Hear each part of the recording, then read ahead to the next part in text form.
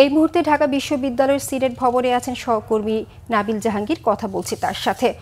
নাবিল, আনুষ্ঠানিক ফলাফল ঘোষণা তো হয়ে গেছে, তো সিনেট ভবনে এখন কি অবস্থা আমাদের জানাবেন।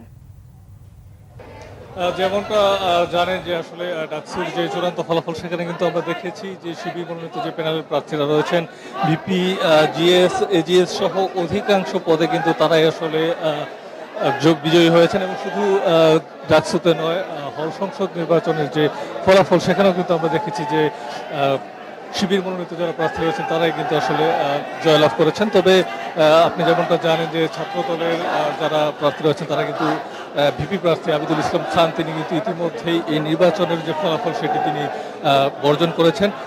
শুধু আবিদুল ইসলামই নয়, স্বতন্ত্র যিনি প্রার্থী, একজন হেভিওয়েট স্বতন্ত্র প্রার্থী উমামা ফাতেমা, তিনিও কিন্তু এই নির্বাচনের যে ফলাফল সেটিকে তিনি প্রত্যাখ্যান করেছেন। সেই সাথে আমরা দেখেছি যে প্রতিরোধ পর্ষদের যিনি আরেকজন জিএস প্রার্থী রয়েছেন মেঘমালা বসু, তিনিও কিন্তু ফেসবুক স্ট্যাটাসের মধ্য দিয়ে এই যে নির্বাচনের ফলাফল সেটিকে প্রত্যাখ্যান করেছেন।